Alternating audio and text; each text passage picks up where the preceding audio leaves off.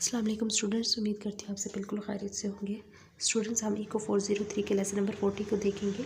Students, अगर आप channel पर नहीं हुई तो प्लीज़ चैनल को सब्सक्राइब कीजिएगा, वीडियो को लाइक और शेयर ज़रूर कीजिएगा, ठीक है।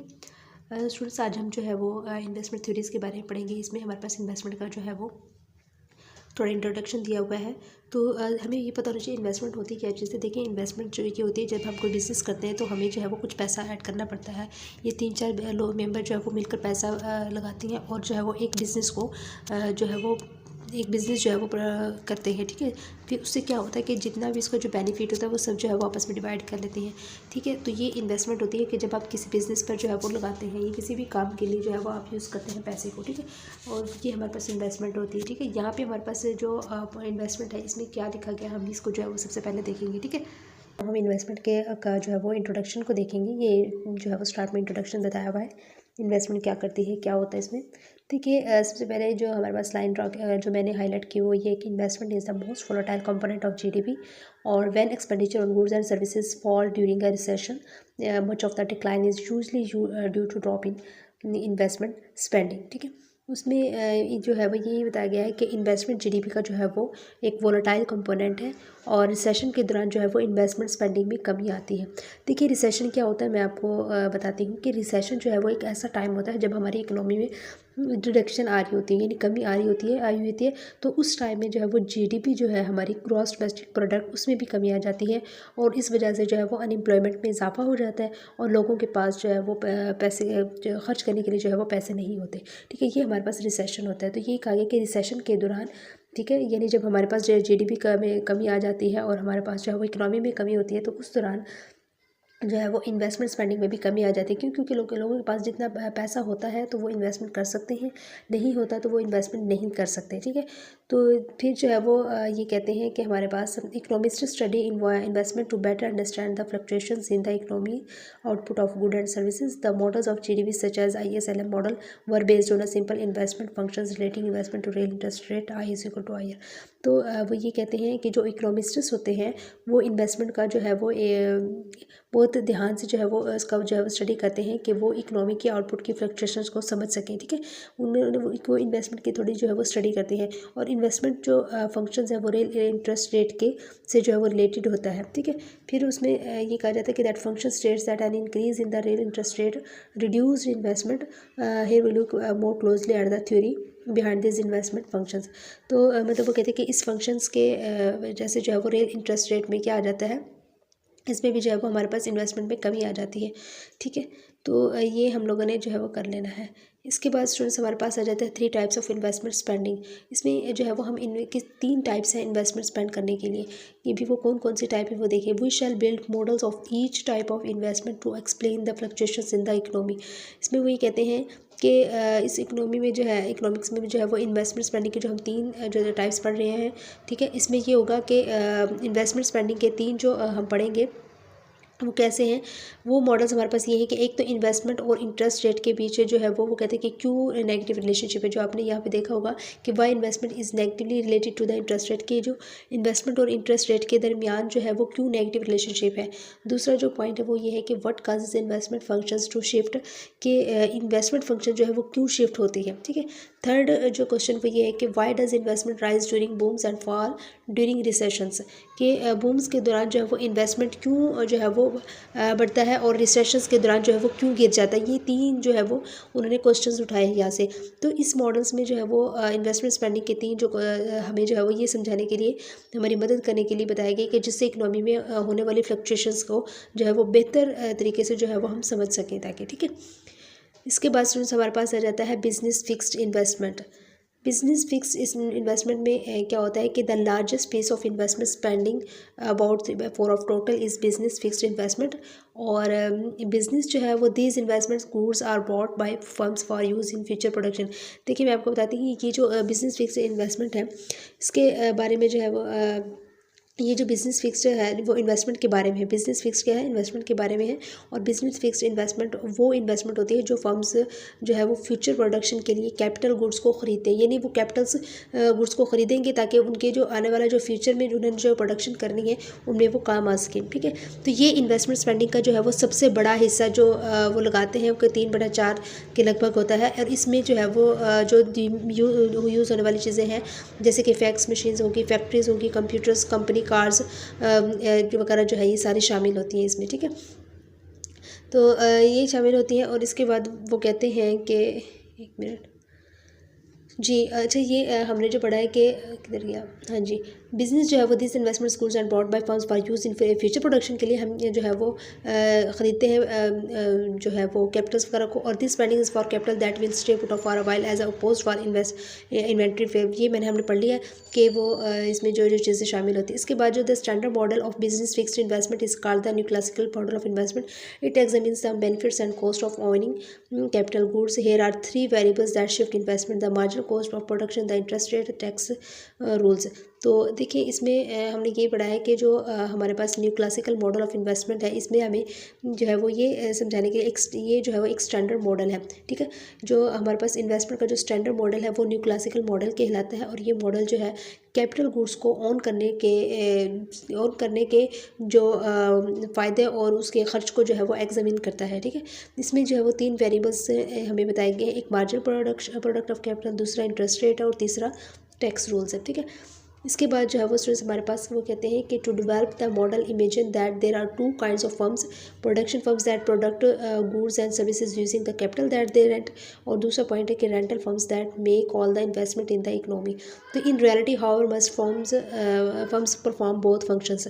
तो इसमें वो कहते हैं कि प्रोडक्शन फर्म्स जो कैपिटल का यूज़ करके गुड्स और सर्विसेज प्रोड्यूस करते हैं। दूसरे पार्ट में कहते हैं कि रेंटल फर्म्स जो है वो इकोनॉमी में इन्वेस्टमेंट करते हैं। ठीक है, प्रोडक्शन फर्म्स क्या करती हैं, कैपिटल का यूज़ करके गुड्स और सर्विसेज प्रोड्यूस करते हैं और रेंटल फर्म्स जो है वो इकोनॉमी में इन्वेस्टमेंट करते हैं। ठीक है, ये दोनों पॉइंट याद रखने, प्रोडक्शन फर्म्स और रेंटल फर्म्स क्या करते हैं। तो हालांकि जो है वो यहाँ पे रियलिटी में मोस्ट फर्म्स जो है वो दोनों फंक्शंस परफॉर्म करती हैं। ठीक है, इसके बाद स्टूडेंट्स हमारे पास आ जाता है the rental price of capital. अब इसमें क्या बताया गया है कि a typical production firms decide how much capital to rent by comparing the cost and benefit of each unit of capital. The firm rents capital at a rental rate R and sells its output at a price P.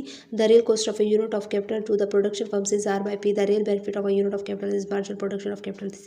अच्छा, मैं इसमें जो है वो आपको बताती हूँ। वो ये कहते हैं कि ये जो कैपिटल की रेंटल प्राइस के बारे में है ये कि एक टिपिकल प्रोडक्शन फर्म कैपिटल की रेंटल रेट आर और आउटपुट की प्राइस पी के बेसिस पर जो है वो कैपिटल कितना रेंट करना है। ठीक है, ये डिसाइड करना होता है। और फर्म के लिए जो है वो कैपिटल की real cost R by P होती है। ठीक है, फर्म के लिए कैपिटल की रियल कॉस्ट क्या होती है, आर बाई पी होती है। और कैपिटल की real benefit marginal production of capital जो है वो एम पी के होती है। ठीक है, ये अपने याद रखनी है दोनों चीज़ें। और एम पी के जो है वो कैपिटल की क्वांटिटी बढ़ाने पर जो है वो क्या हो जाती है, फॉल हो जाती है, गिर जाती है। और प्रॉफिट को मैक्सिमाइज करने के लिए फर्म जो है वो कैपिटल को रेंट करती है। क्या करती है फर्म, प्रॉफिट को मैक्सिमाइज करने के लिए कैपिटल को क्या करती है, रेंट पर लेती है। और जब तक एम पी के और आर बाई पी जो के बाद आर बाई पी जो है वो बराबर नहीं हो जाता, इसलिए जो है वो एम पी के डिमांड कर फॉर कैपिटल को डिसाइड करता है। ठीक है, ये याद रखनी है अपनी चीज़ें, इंपॉर्टेंट है सारी। तो उस वक्त जो है वो इकोनॉमी में कैपिटल की क्वांटिटी फिक्स्ड हो जाती है और इसलिए सप्लाई कर्व जो है वो फिक्स्ड होती है और real rent price of capital demand और सप्लाई को जो है वो इक्विलिब्रियम करने के लिए जो है वो एडजस्ट होता है। ठीक है, तो ये सारा आपने स्टूडेंट्स याद कर लेना है। इसके बाद जो है वो स्टूडेंट्स हमारे पास आ जाता है the Cobb Douglas production function. इसमें क्या होता है, function services as a good approximation of how the actual economy turns capital and labour into goods and services. The Cobb Douglas production functions भी हमारे पास मौजूद है। ठीक है, हम ये इसमें वो ये कहते हैं कि जो कोप डॉगलस प्रोडक्शन फंक्शंस के बारे में ये कहा जाता है कि जो कि इकोनॉमी में कैपिटल और लेबर को गुड्स और सर्विसेज में जो है वो चेंजिंग का जो है वो एक बहुत ही अच्छा अप्रोक्सीमेशन है। ठीक है, जो एक कोप डॉगलस प्रोडक्शन फंक्शन जो है ये इकोनॉमी में कैपिटल और लेबर को गुड्स और सर्विसेज में चेंजिंग का एक बहुत ही जो है वो बेहतर जो है वो अप्रोक्सीमेशन है। और कोप डॉगलस प्रोडक्शन फंक्शंस हमें पता है कि क्या होता है। ठीक है। यहाँ पे जो है वो हमारे पास वाई आउटपुट है, के कैपिटल है, एल लेबर है, ए टेक्नोलॉजी का लेवल होता है और अल्फा जो है वो कैपिटल का आउटपुट में जो है वो एक ऐसा पार्ट होता है जो 0 और 1 के जो है वो दरमियान होता है। ठीक है। इस फंक्शन के लिए जो है वो marginal product of capital M P K हमारे पास मौजूद है। एम पी के भी आपने ये याद रख लेना है इसकी ये क्वेश्चन को। और इसके बाद इक्विलिब्रियम में जो है वो real rental price R by P M P K जो है वो इक्वल होता है और इसलिए हम ये लिख सकते हैं कि R by P is equal to A by K की पावर 1 माइनस अल्फा। ठीक है। ये एक्सप्रेशन जो है वो ये हमें टेल करता है, बताता है कि रियल रेंटल प्राइस को क्या वेरिएबल्स डिटरमाइन करते हैं। ठीक है। इसके बाद हमें ये बताया जाता है कि कैपिटल का जो स्टॉक कम होने पर रियल रेंटल प्राइस जो है वो बड़ा होता है, यानी बिगर हो जाता है, इंक्रीज़ हो जाता है। और लेबर का एम्प्लॉयमेंट बढ़ने पर जो है वो रियल रेंटल प्राइस क्या हो जाता है, ये भी बढ़ जाता है। और टेक्नोलॉजी जो है वो बेहतर होने पर भी रियल रेंटल प्राइस क्या हो जाती है, बढ़ जाती है। ये यहाँ पे हमारे पास जो पॉइंट्स लिखे हुए हैं कि the lower of the stock of capital, जब कैपिटल का स्टॉक जो है वो कम हो जाता है तो हमारे पास real rental price of capital क्या हो जाता है, हायर हो जाता है। ठीक है।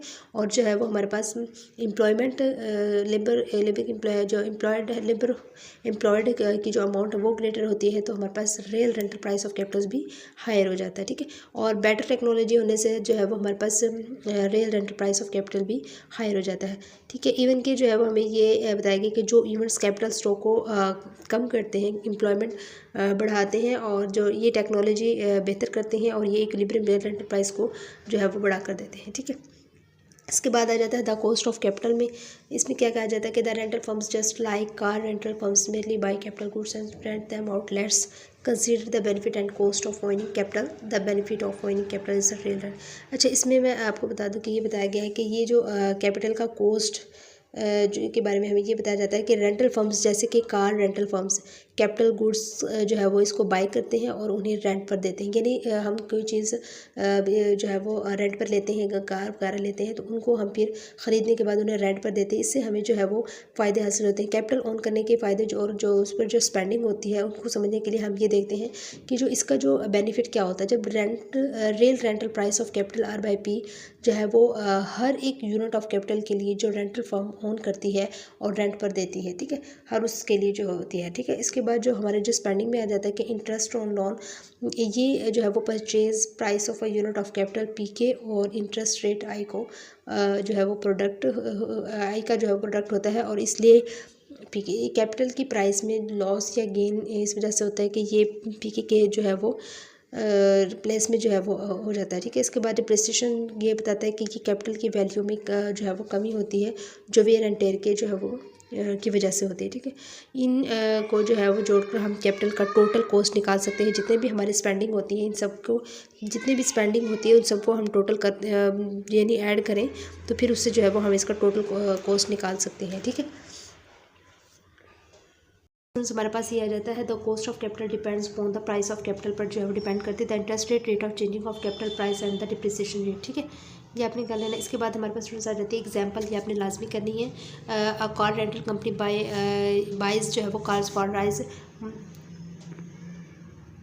10 lakh each and rents them out to other business and this. ये सारा आपने जो है वो उन्होंने वैल्यूज़ दी हुई है, आपने जो है वो यूज़ कर इसको जो सोल्व करना है। ठीक है। जो हमारे पास टोटल कॉस्ट ऑफ कैपिटल का मैंने आपको पहले ये बताया कि जितनी भी हम स्पेंडिंग करते हैं उन सबको जो है वो इकट्ठा करते हैं तो हमारे पास सारा जो है वो उसका टोटल कॉस्ट आ जाता है। ठीक है। तो आपने इन सबको जो है वो कर लेना है। तो ये स्टूडेंट्स आपका लेक्चर नंबर 40 था। ये सबको इसके समझ आ गया और अगर कहीं कन्फ्यूजन हो तो आप मुझे कमेंट बॉक्स में बताइएगा। इंशाल्लाह मैं आपको जो है वो वहाँ पर बता दूँ कि वीडियो को लाइक शेयर कीजिएगा, चैनल को सब्सक्राइब कीजिएगा। Thank you so much and अल्लाह हाफिज़।